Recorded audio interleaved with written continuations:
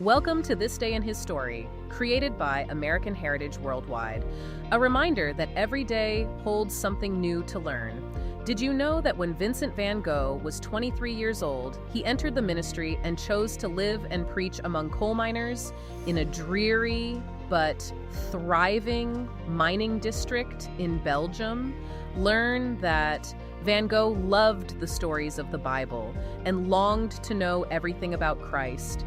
Discover that he gave away all of his worldly belongings to serve the poor and was dismissed by the church for his interpretation of Christian teachings. Learn how Van Gogh felt isolated and struggled with mental illness. And by the age of 27, he painted over 2,000 works of art in just 10 years. While some of his most famous works were painted while he was in an asylum. Imagine for a second that you dedicate your entire adult life to just a singular craft. Right. You pour every ounce of your physical energy, your sanity, your money into it, and at the end of it all, you sell exactly one piece of work. Just one, yeah. You die in absolute poverty. You're convinced that you are this massive financial burden to your family and just a total failure to society. It's a crushing thought. It really is. And yet today, millions of people from all over the globe line up, sometimes waiting for hours, just to stand in a quiet room and look at what you created. Exactly. So today, we are taking a deep dive into the profoundly turbulent, just intensely impactful life of Vincent van Gogh. And our mission here isn't just to talk about pretty paintings, right? No, not at all. There is so much more beneath the surface. Yeah, we are pulling from historical biographies, his own incredibly raw personal letters, and spiritual history to really understand this deeply painful search for purpose. Because his life was essentially a pressure cooker. I mean, that's the perfect analogy. Everything is just doubling under the surface, so intense and volatile, before finally just exploding onto the canvas in a way the world had never seen before. And for you listening, while you might know the Starry Night or the Sunflowers, the real story is about this relentless struggle. Yeah, how an artist's deepest, darkest struggles somehow became their greatest gift to humanity. To really grasp the magnitude of that transformation, though, we have to look at where he started. Because, it is completely at odds with the explosive artist we know today. Right. He didn't start out as this chaotic genius. Not even close. Vincent van Gogh was born on March 30, 1853, in Holland. He was the eldest of 6 children, and he grew up in a very rigid, highly religious environment. Because his dad was pastor, right? Exactly, a Protestant pastor, which carried this immense weight of expectation regarding morality, duty, and public perception. Which makes you think of a very orderly, pious household. You don't exactly picture the swirling, chaotic energy of the Starry Night brewing in some strict 19th century parsonage. Far from it. As a youth, Vincent was remarkably quiet. He was highly emotional, just brimming with feelings he didn't really know how to express, but he severely lacked self-confidence. Wow. So he didn't even know he had this talent. He was totally unaware that he possessed any artistic genius. I mean, art wasn't his first, second, or even third career choice. Yeah, looking at his early life, it reads less like a resume and more like a series of desperate attempts to find a place where he belonged. It really was a very scattered search for identity. At 16, he was apprenticed to a firm of Hague art dealers where his uncle was actually a partner. So he's surrounded by art, but he's selling it. Right, and the business side of selling it deeply frustrated him. Plus, he experienced 2 incredibly unhappy romances during his early adulthood that just left him completely heartbroken and isolated.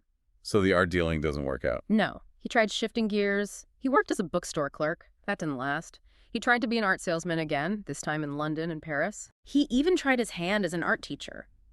But every single one of these paths just ended in total failure. He's throwing everything at the wall, and literally nothing is sticking. Nothing. But when you read his letters from this time, you realize he isn't failing because he's lazy or something. Oh, absolutely not. He's failing because he has this burning, almost agonizing desire to serve humanity. And none of those jobs allowed him to do that in a way that felt, authentic. Which brings us to a period of his life that I think explains everything that happens later. The ministry. Yes. At age 23, he decides his true calling is the ministry. He studies theology, and he gets sent to serve as a preacher in the Borinage. And the Borinage was not an easy assignment. No, it was a notoriously bleak coal mining district in Belgium. The conditions there were just unimaginably harsh. The miners worked these grueling hours in dangerous, suffocating darkness. Dealing with black lung, extreme poverty. Yeah, severe physical exhaustion. And Vincent, he doesn't just show up on Sunday to preach from a nice, clean, elevated pulpit. Right, he goes entirely all in. He moves into a tiny, freezing hut. He sleeps on the dirt floor. Wait, literally on the floor. Yes. He literally gives away his clothes, his money, and his food to these miners. He is walking around with coal dust on his face, trying to physically bear their burdens. He stripped himself of all worldly comfort, just to bridge that gap between himself and the suffering people he was trying to save. Exactly. He wanted to live the gospel, not just speak it. So how does the church hierarchy reward this ultimate act of Christian charity? Well, They fire him. they do. They dismiss him. They dismiss him for his, and this is a quote, his two literal interpretations of Christian teachings. It's unbelievable. He is left penniless, and his faith in the religious institution is completely shattered. There's a letter from around 1877 where he talks about this intense craving to be lovingly familiar with Christ. But after the church turns him away, the tone shifts dramatically. Yeah, he writes, "They think I'm a madman because I want to be a true Christian. They turn me out like a dog, saying that I was causing a scandal." Okay, let's unpack this, because the establishment calls him a madman. But to me, this is like getting fired from your job for doing it too perfectly. Exactly. The institutional system said, be charitable, and he actually took them seriously. Right. He was relentlessly authentic in a religious structure that was simply too rigid, too concerned with polite propriety to handle that level of raw, unfiltered empathy. What's fascinating here is how that rejection functioned as a pivot point. The institutional church dismantled his traditional religious path, sure, but it didn't touch the core of who he was. That intense, almost overwhelming desire to bring comfort to burdened people. Yeah, that remained completely intact. It just desperately needed a new vehicle. Stripped of his pulpit, he realized that if he couldn't bring literal comfort to the coal miners through the church, he had to find a completely new medium. He had to capture the heavy reality of the working class somehow. Right. He had to find another way to bring light into the dark, and that is when he turns entirely to the canvas. He committed himself to art around 1880 while he was still in Belgium. And if we look at his early Dutch period, the aesthetics directly reflect the environment of the coal miners and the peasants. Yeah, these paintings are not the vibrant, colorful works you might be picturing when you hear Van Gogh. Not at all. They are somber. They use a very harsh, sharp lighting. The most famous example from this era is The Potato Eaters, painted in 1885. If you haven't seen The Potato Eaters, it is visually heavy. The colors are basically the colors of dirt and potatoes. Yeah, it's dark, it's gritty. It's incredibly grounded in the physical toll of peasant life. Yeah. It's basically the visual equivalent of the Borinage coal mines. But he doesn't stay in the dark. In 1886, he travels to Paris to join his brother, Theo. Right, Theo, who is managing a branch of the Goupil Gallery. And the contrast couldn't be more extreme. Paris was the absolute epicenter of the art world at that moment. Vincent is suddenly thrust into the circles of the neo-impressionists. He studies with Cormon. He is suddenly standing in the same room as Pissarro, Monet, and Paul Gauguin. And these Parisian artists are doing something totally different. To put it simply, the Impressionists were obsessed with capturing fleeting light. Right, using those tiny, delicate little dabs of bright paint to create the optical illusion of a shimmering pond or a sunny afternoon. And Vincent, coming from the heavy, dark mud of the Dutch countryside, tries to fit in.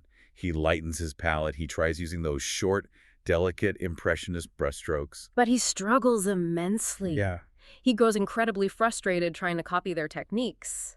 The delicate, objective capture of light that, say, Monet was doing simply did not match the turbulent, heavy emotional world that Vincent carried inside him. Here's where it gets really interesting.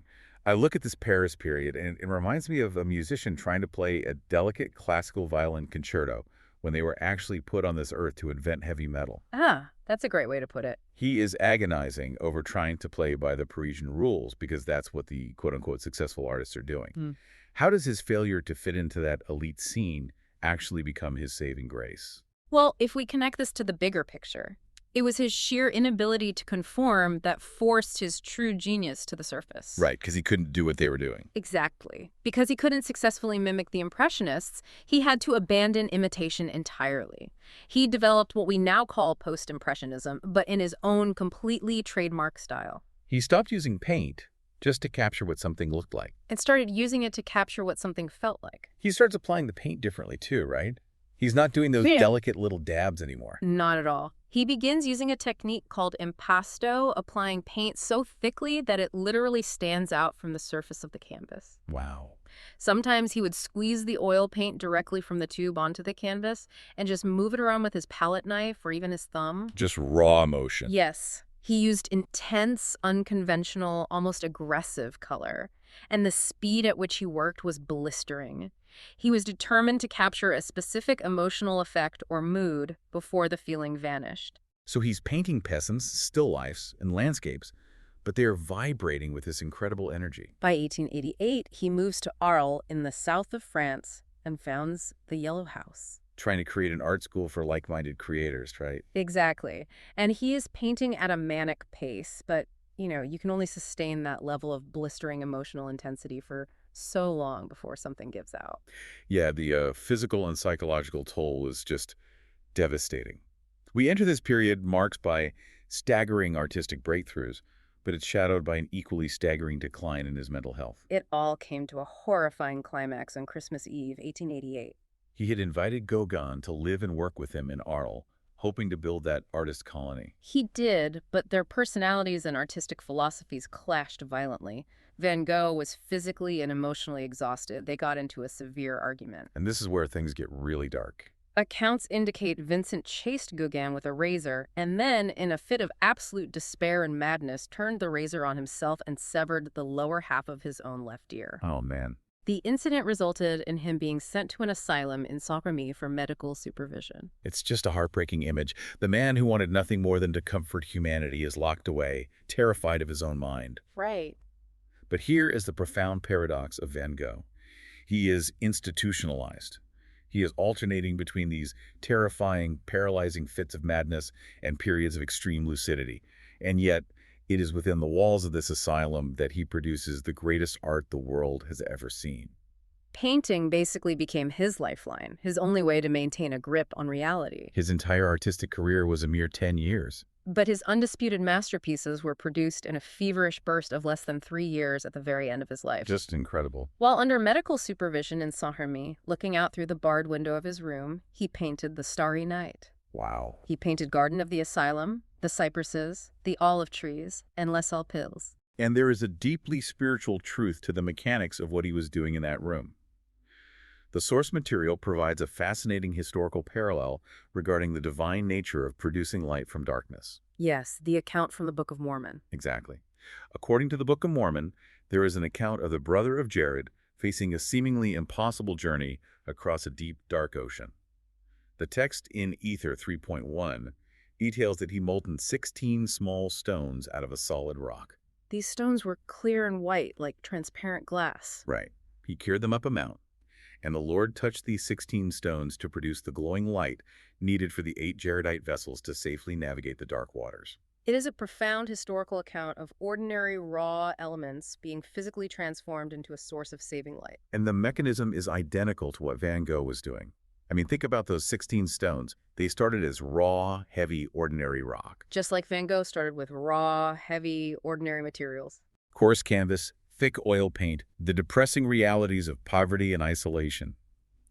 But through his relentless empathy and what can only be described as higher inspiration, those ordinary materials were touched and transformed. His swirling, glowing canvases became his way of bringing divinely inspired light to a burdened world navigating its own dark oceans. The synthesis of raw material and divine inspiration is just undeniable in his work. Yet, the tragedy of his mortal life remained brutally persistent. Yeah. After leaving the asylum to live in Auvers-sur-Oise, under the watchful eye of a physician named Dr. Gachet, the total exhaustion finally overtook him. On January 25, 1891, Vincent van Gogh died.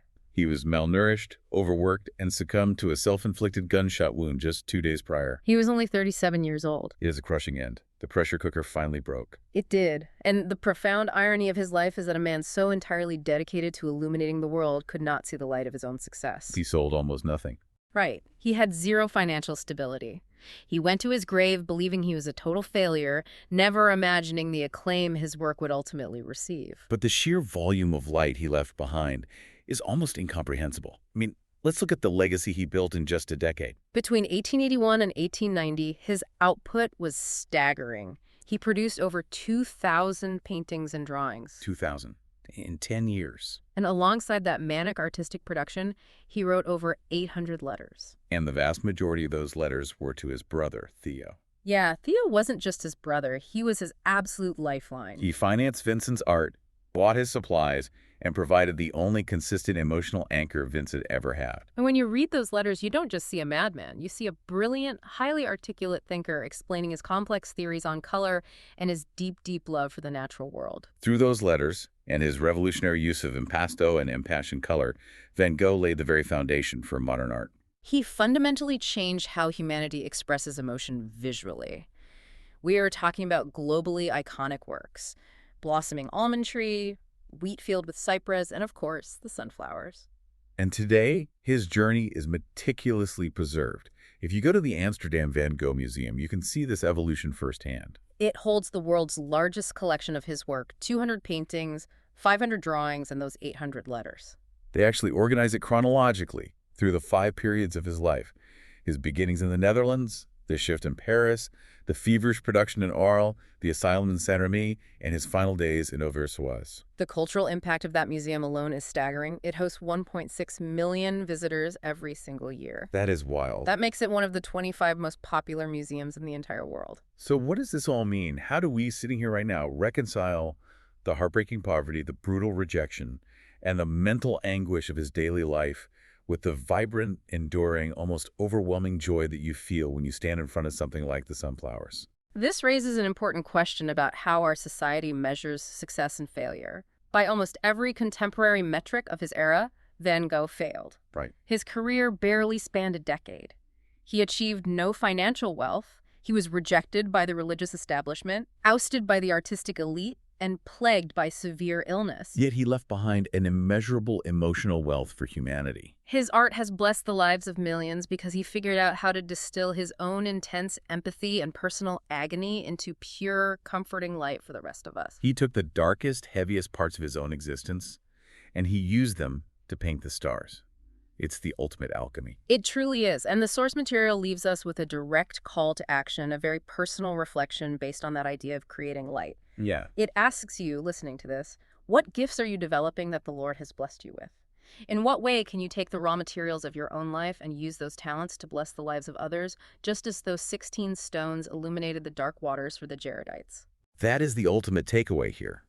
Because if Van Gogh's deepest, most agonizing quote-unquote failures, getting fired from the church for caring too deeply, his total inability to conform to the strict, polite standards of the Paris art scene, if those exact rejections were the vital catalyst that forced him to invent his own masterpiece. Right.